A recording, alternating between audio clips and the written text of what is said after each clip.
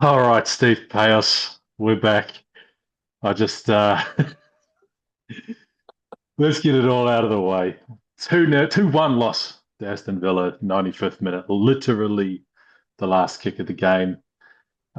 We waited a day to let it all sink in, to let the emotions maybe subside, to maybe get some perspective. And I finally thought I was through the worst of it. And it's about 8 o'clock, 8:30 at night here right now in Sydney. And I told my wife we were just going to record a podcast for the week, and she said, "Yeah, go record your sad loser podcast for the week." That brought it all back. Um, 2-1, Thank you, and it Mrs. was, Bradford. You are spot on. oh, mate, it was 2-1. And to be fair, like if you're looking at it as an objective observer, Aston Villa probably deserved to win. You're in Doha, Qatar, a long way from home. You sent me a few messages this morning. Um, how are you feeling now, 12 hours on? Because just after the game, we were saying, "Oh, it's all over. We can't win. We can't win." Is this just a road bump? Are there things that are going to come up later in the season? What are you sort of seeing? Yeah, look, good afternoon, BB, from here in Qatar, and good evening to you in Australia. Look, I think from my point of view, I think it's glad that we've let this sink in a little bit. As you mentioned, like I sent you a few messages. One of those was a very, very raw WhatsApp message straight after the game, which was just pure anger coming out. Like it wasn't pleasant, and it's not for public distribution, obviously, on a platform like this. But it was just a real dagger to the heart, that one, mate. I think it's one that I'm definitely not all right about it. If that's sort of if that's what you mean. Like I'm not in any way, shape, or form walking away from it going, in circumspection, like, gee, that's a good point, or like we were against Sunderland. I remember Sunderland was a tough one when it happened, but I remember within about probably 4 or 5 hours of the day, I was like, all right, it's a good point. We're going into national break. We haven't lost. I'll just take that and we'll move on. But this one feels different for some reason. You've raised a very good point, and I know you're about to unload, so I'm actually, got the popcorn ready today to hear what you've got to say, because I could go on about this forever, but I'm not going to. Like there was so many parts of this performance which sucked, and that's what's killing me today. There's been levels of it where I thought, Chelsea last week, they say it's a good point. I think we both agreed it probably wasn't. In hindsight, we've dropped 7 points in the last 15 now in the league. Yes, we've won both our home games, but against a very poor Tottenham and a tough Brentford. But away from home now, mate, we haven't won since early November, since one good half against Brentford. That's all that Yeah, was, let's be honest. And then before that, I think it was a pretty poor first 45 against Fulham, where we won 1-0. We have not played well away from home at all. The Champions League, we haven't been tested away. Yes, we beat Bayern at home, but away from home, I think we've had Athletic Bilbao, and then in our third game, I mean, I can't remember now whoever we had away from home in that second game, because more of our away games are coming up now to end the group stage of the Champions League. So, there's not much in this that sort of has me, over the moon about the way we've played. We have not been able to put together proper performances for a while. There's a real issue with the cohesion of the side. Now, this is a problem that comes with having too many players that aren't playing enough. You can talk about a deep squad all you like, but if you've got attackers that are playing fleeting 30 minutes here, 20 minutes there, 15 minutes here, they're not cohesive. Like Madueke was junk when he came on. Martinelli hardly touched it. Gyökeres was poor. I mean, what did he even do today? He sort of wrestled with, Ezri Konza a few times. I remember one where they literally had like a standing grapple, like the old wrestling days, yeah. like Hogan and Macho Man. They just had a standing grapple. The ball went over both their heads, and they went, "Oh, Just left that's it. There's no throw against a turnbuckle ready for like an elbow." It was just like, oh, the ball's gone over my head. There's nothing I can do now. It was piss poor. Like Gyökeres that's was when he first came on, Victor. When he first came on, one of his first things was it wasn't that situation. It was a few minutes before that, but he basically got whoever it was and almost just pushed him like it was physical, yeah, and he yes. started pushing it back, and I was like, this is what. So I was sort of making notes at halftime. I said, look, Mm-hmm. Marino, he's been good, but over the past couple of weeks, it's been just He's sort of poor though, poaching don't you goals, reckon? He was getting crap. his. He was He crap was today. anonymous. he was anonymous, and physically he was not up to it today. And I don't know, whatever it was, he was sort of drifting all over the park. I don't know he's played a lot, maybe he's a bit tired, but he wasn't. And so when Victor came on, like this is what Marino wasn't offering, just a bit of physicality. But then he didn't add the anything else to it. He was just sort of pushing and not doing anything else. There was another ball where he Hmm. sort of just Hmm. didn't go straight to him, and he let it run straight past him. Also, Marino got mugged in the lead up to Matty Cash's goal. Now, obviously, Yes. There was a lot of other stuff happened. Namely, Eze playing on the left for the first time didn't pick up Matty Cash, but it was Marino who, not for the first time in the game, spent too long on the ball and got Hmm. mugged, and they Hmm. anyway. Yeah, but you're spot on. Yeah, And I think the only thing I wanted to finalise before I chuck to you, because I know you've got plenty to say, is that there was an element of it where we need a reset. Like something has to happen big time. And I tell you why. Declan Rice was gave his everything again. I don't think it was his best game, but he still gave everything and was far and above most of the best players. In the last few minutes of the game, basically has an absolutely magnificent touch, sends the ball across the 6 yard box. Jokeres is asleep, and Madueke is signing autographs and having a piece of cake. If any of them had anything, any wits about them, like, okay, he's there, we're going to have a proper charge into that box. It's a tapping. I don't care what anyone says. If Jokeres was ready for it and ran onto it, it's a tapping. If Madueke was more ready for it, he cuts it back or at least gets it on target and doesn't hit it wide with his wrong foot. It showed just signs to me that we were just very tired, very leggy, and that's what's scaring me. In that there was a big whinge about Arteta saying we should not play Wednesday and playing Saturday. The same thing happened for Villa, and Villa had an away game on Wednesday. That's worse because you've got to travel home on the Wednesday night. I mean, they wouldn't be staying in Brighton. They would be getting the bus home at 2 o'clock in the morning, getting home, getting up for training the next day. That's what's happening with them. Whereas we just go to our beds, and we just would have had to travel on Friday night to Aston Villa. So we just look like a team that needs a massive reset. We've got Brugger on Wednesday, and then Wolves, and then a week off, probably coming at a good time. But the final point is we just cannot get a decent run together. I know we talked about the 18 games unbeaten and that side of things, but we Pep said it best after they smashed Sunderland. He goes, it's not about the results sometimes in the context of, yeah, if you get 4 or 5 1-0s together, oh, you've just scraped through. Liverpool was exactly the same at the start of the season. They've had 4 or 5 games that they shouldn't have won, they've won. But at some point, you've got to turn the performances around to go, okay, well, we lost today 2-1, but geez, we were good. And then you come out and then you win 4 or 5 in a row. We have not played well for weeks now. Like it's a yeah, Tottenham the exception, but they're so bad that I think we said it after the game. They're so bad you can't count it. So now it's at a point where do we start getting the performances there? Because City, Guardiola said this 3 or 4 weeks ago and they were losing. And he even said against Aston Villa, we played really well today. We'll be right. And look what's happened. They're on a run now and they're winning games. The test for them will be they got Real Madrid away, Crystal Palace away this week. And I mean, I really hope Crystal Palace can get something off them to give us a bit more of a buffer. But they are definitely worrying me. So, mate, over to you. Tell us. I'm looking forward to this. I'm really looking forward I to this because I don't I have much more to say, mate. I'm just pissed off. We're just playing crap. We're copping injuries everywhere. And if we don't keep clean sheets with Gabriel and Saliba, we don't win games because going forward, we're crap. I don't even want to mention the injuries. I mean, there are injuries, but and it's bad. Like yeah, Saliba, Gabriel, Mosquera, but it's not like yeah. It's at some point we've spoken about the depth when you hype the depth so much, and there is depth. You can't then go back and say, "Oh, there's so many injuries." I'm not listening to that as an excuse. I'm glad you Yeah. mentioned Declan Rice because, as always, he fucking runs his ass off, and he was the if he wasn't the best player, he was probably the most highest effort player in that Arsenal team today. Oh, he was Yeah. fantastic. But and we said mate, we said this the other day after the Brentford game that he's going to be tired. And at the last 10 minutes of that game, I don't know Yeah. why he stayed on. And same the other day, I don't know why he played a full 90 minutes because he is exhausted. There was a ball. This was a loose ball. Wasn't even a 50-50. It just sort of rolled past him at the top part of our half. First 10 minutes, Declan Rice makes a big lunge and he'll get that and he'll take it down. He couldn't get it. Like the ball rolled past him and it was like he was cramping up.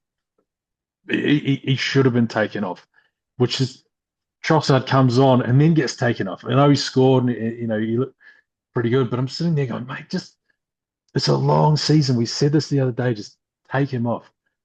Mm-hmm. Sort of, I guess that leads into my next point, and we made this at the very, very start of the season, is that Mm-hmm. Zubimendi, Rice, and Odegaard cannot play together.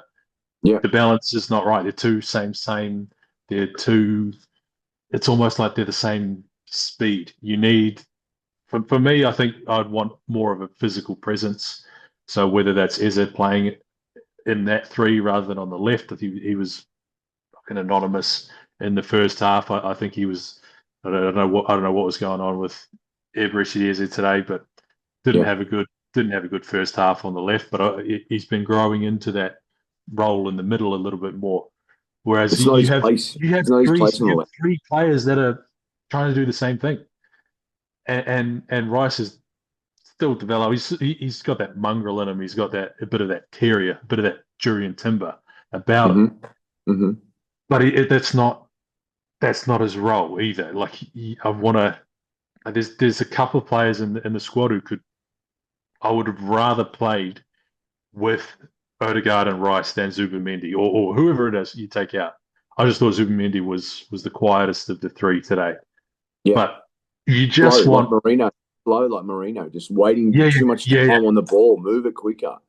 yep. And that's where you saw the difference in Villa today, where they would get the ball inside their own half and it's just go bam. Whereas every time, because you've got Zubimendi, Rice, and Odegaard, they want to set it up, take a look, have a look around. Yes, Rice can play fast and decisive, but the natural fallback for all three of those guys is get on the ball, settle, have a look around before going. If Eze was there, we've seen him play balls over to Martinelli all season. Mm-hmm. Mm-hmm. Two Mm-hmm. goals they've scored, just bam, just go, just go. And that's all we didn't have. And I'm saying I want more of a physical player too, like a Patrick Vieira from back in the day. And I don't want to stress that too hard because Declan Rice has been doing really well, but just someone, just he shouldn't be having to be doing all that. That's my point. And look, we mentioned this back in September that those three guys are too similar to play all together. That's what I'm saying. So I would have rather had Eze in that back three, take out one. Yeah, it's a moot point who it would be. For me, it probably would be Zubi. And you play, okay, Trossard maybe not 100% fit. That's why I didn't start, but Martinelli on the left. Or even Madueke, start him on the left. Eze was all sorts there today. Anyway, that's one of my points that I have. But as the days gone Brilliant. on, as the days gone on as well, Odegaard has only played a handful of games this season. It hasn't had heaps of minutes. Mate, I'm sure that's got to be a learning point out of this game that'll going forward. So all this anger and fire and fury I had just after has probably dissipated a little bit, knowing that surely that's a lesson going ahead. Rather than But play but all but those three, you mix it up. but even so though, with Erdegaard though, he had those chances. There were multiple times he should have scored in the first 10 minutes when he hit the ball straight at Martinez. Like you're Yeah, talking like these top of the line Premier League players. He's either just outside the box or on the box. He hits it straight to Martinez. Like you have to hit the gap. You have to hit the side. Second half, you had a similar chance. You have to hit the gap. Saka had that same one just about 5 minutes after Erdegaard, where he comes inside. He hits it straight at the keeper. What is wrong with these guys? Like you place it into the corner. Like you're the highest it's level professional in your profession. Like a brain surgeon doesn't get any operations wrong. They get them right every time because they're highly paid, skilled individuals who get it right. These guys get paid fucking, excuse me, more than that. And then they go ahead and hit it straight at the keeper.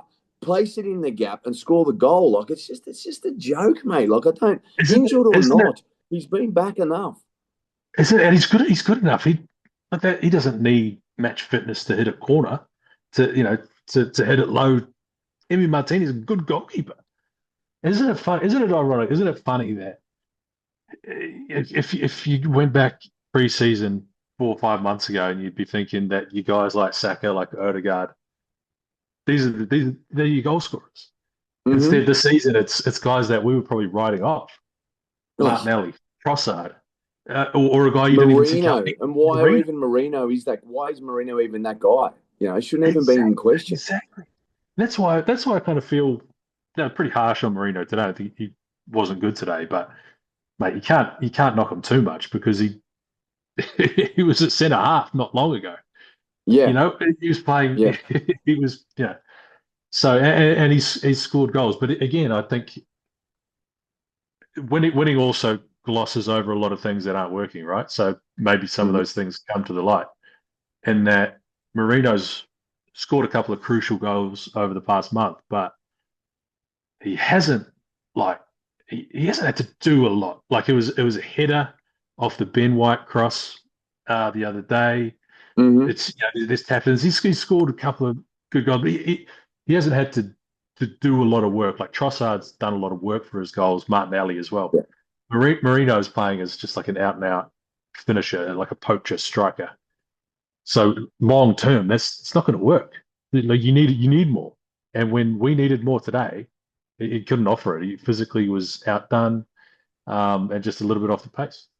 The thing that bothers me about it the most, though, is that he's got some real decisions to make about how he's going to move forward with his team selection. I think I wrote that to you Mm. after I watched it. Was that he's got to have the gumption. He's got to have the fortitude to make the tough call. And for me, at the moment, it wasn't starting Erdegaard in a game like that. Starting Erdegaard on Wednesday was okay because you'd expect him to come back in a game versus Brentford to perform well, get some minutes under his belt. But Eze needed to play in the middle today, and he needed to play, like you just said, an out-and-out winger. Now, he said after the game that Trossard wasn't fit enough to play the full amount of minutes. All right, well, he must value him so highly. Look, he was pretty good. I can't deny that he was pretty good for 20 minutes, and then whatever lack of fitness or the injury sort of, he sort of waned away.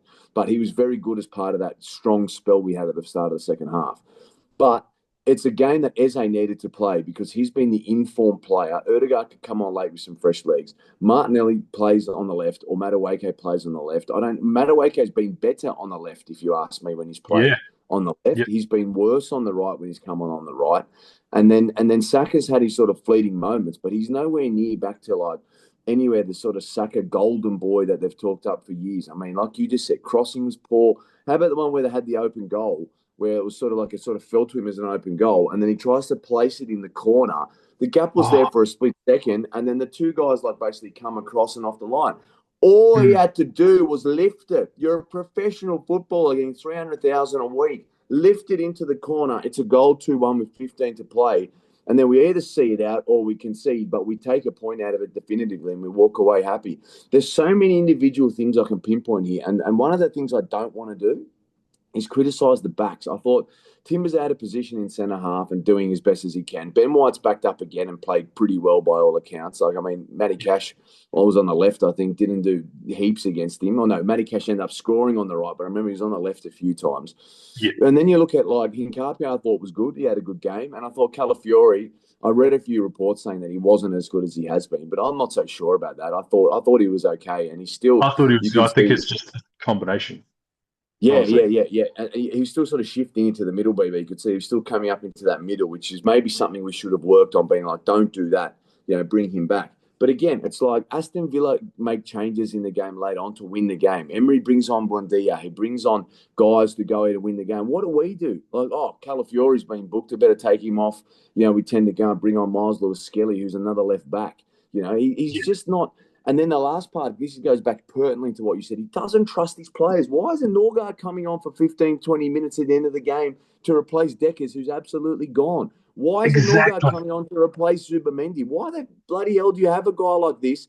Hasn't played against Brentford, hasn't played today. He's got no minutes in his legs. Are you going to give him a run against Brugge? Are you going to give him some game time against Wolves next weekend? Are you actually going to use it as a reset? He's 1 year. Are you going to come on and actually get a game and do something to create? Because he doesn't trust his players. And this is a massive issue we had 2 years ago when we had that run in where we lost key players. And it was like he just played the 14, 15 guys for the whole year. And what happened?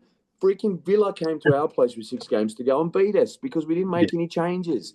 And then in the end, we lost the league that day because then we went Yeah. on to win the last 5 games after we drew away at City a few weeks before that. And then that was the end of it. He doesn't trust his players. And then he was way more circumspect in the post-match presser. I look back to times like Newcastle away in years gone by where he's absolutely flipped it and said it's a disgrace and this and that. He was having a whinge about there was a foul with that Watkins chance in the first 10, 15 minutes. Remember, we sort of cut back in on Hincapié and then had that left foot, which was saved. Whinging that was a foul, mate. Who cares? Put it Hmm. away, champ. No one, that's just garbage chat, mate. No one cares. And then to sort of, he was more circumspect, but sort of, you're starting to say that, at least he's starting to pinpoint and say that we've made some errors, we've pinpointed a few of the wrong things. He was actually doing a bit of that. But, mate, it's just killing me. Like, it's just, he's got no faith in some of his players, and that's what's hurting us. And now we have to pray that, like, Saliba was, in his words, a matter of days, inverted commas, is what he said pre-Aston Villa. Now, he said the same thing with Trossard. Trossard played 35 minutes, so maybe with Saliba, he's gone, well, I can't afford to have Saliba just play, like, for 60, 70, 80 like, minutes. He's got to play a full game. So, I don't, and look, knowing the silly things that he makes, the decisions that I've seen him make, he'll probably play like a full team against Brugge, or he'll put Saliba on. I mean, you don't need to do that. This is a Hmm. free hit. We beat Bayern. This is a free hit. So unless in his mind he's going to go, we need to beat Brugge now because that keeps us 3 points clear and goal difference at the top, knowing that we beat Kairat Almaty in the last game and then we'll top it. I still don't think we're in danger of missing second unless we have a shock defeat in Brugge. So it's like, go there, play a crap team, win or draw, who cares?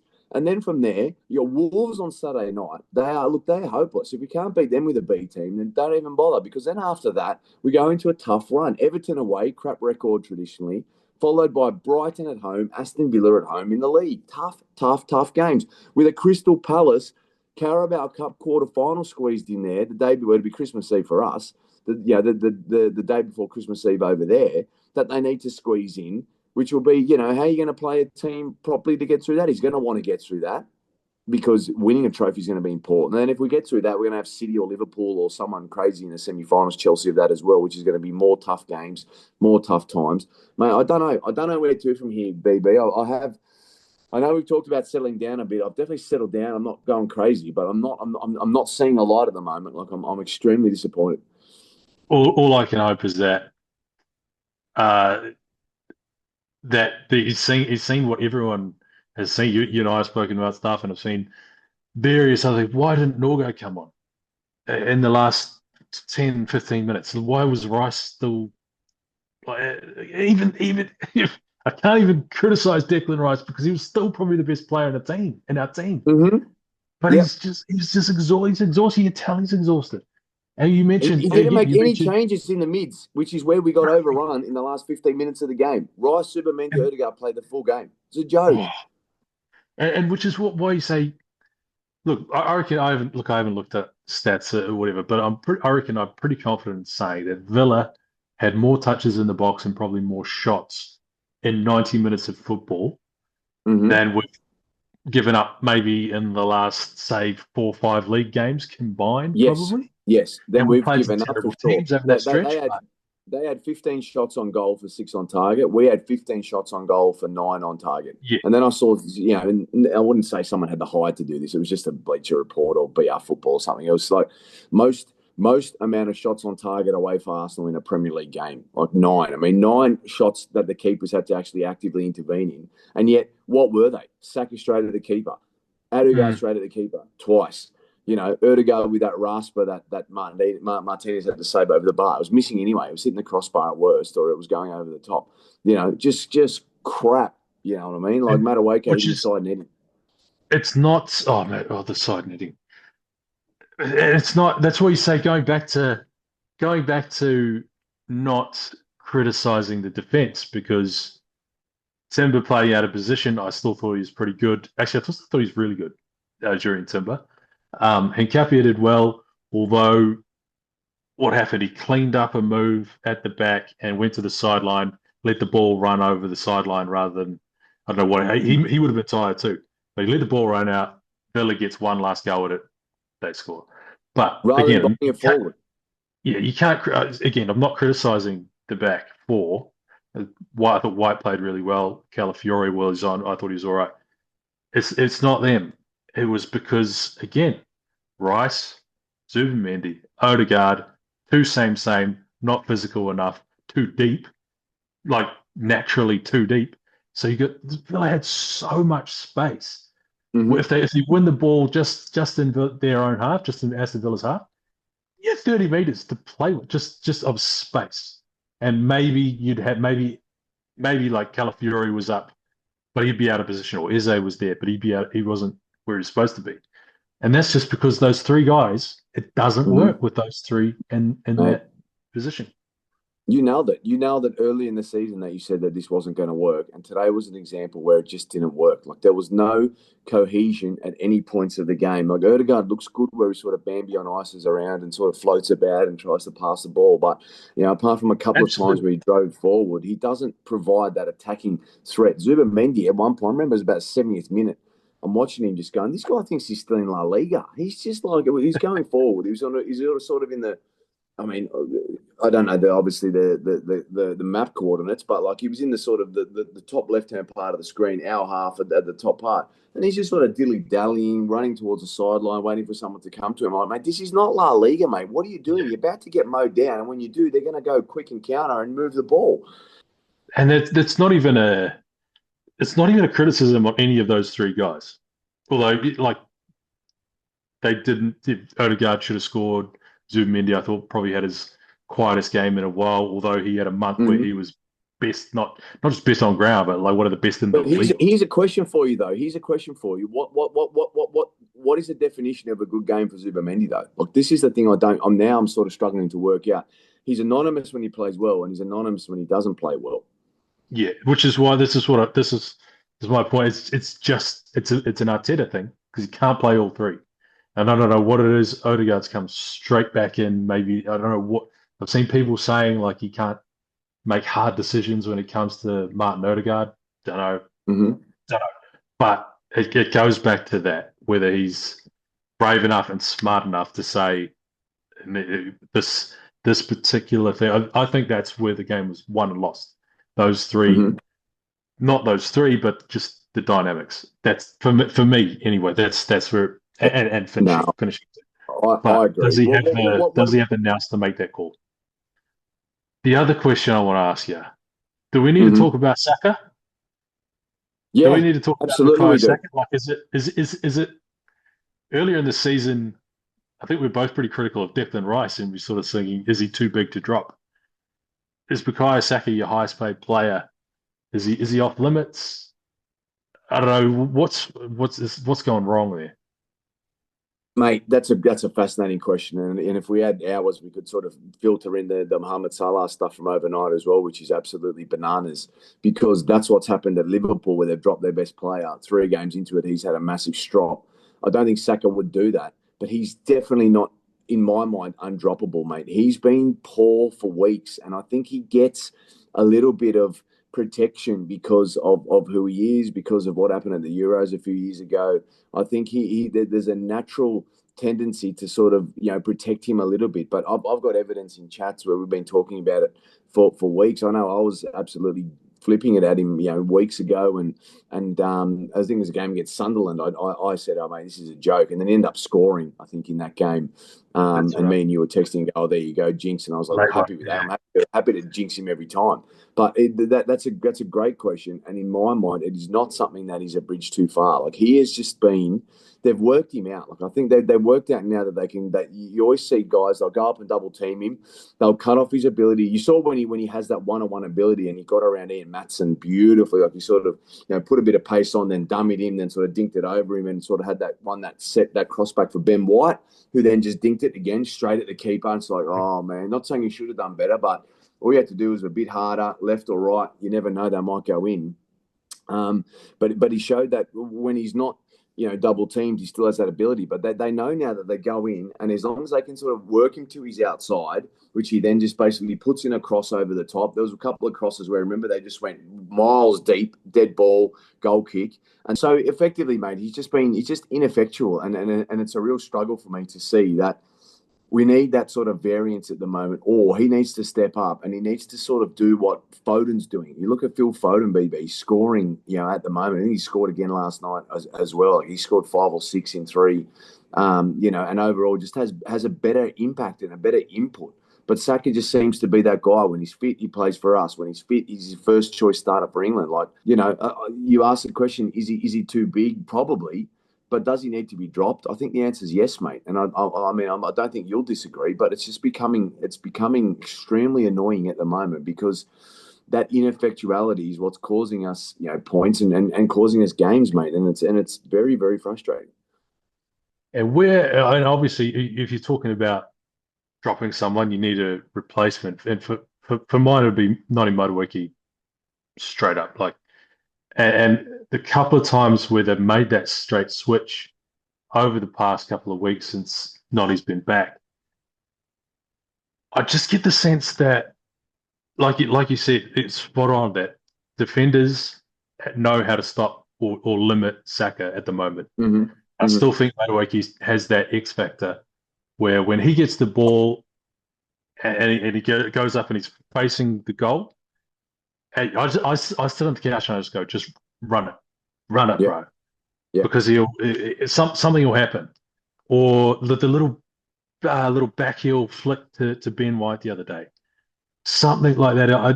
And I don't know whether it's just I don't know he is maybe he's more multifaceted than Saka, or look, it worked for so long for Bukayo Saka that cut in shot, cut in look, whatever. Yeah, you get people update.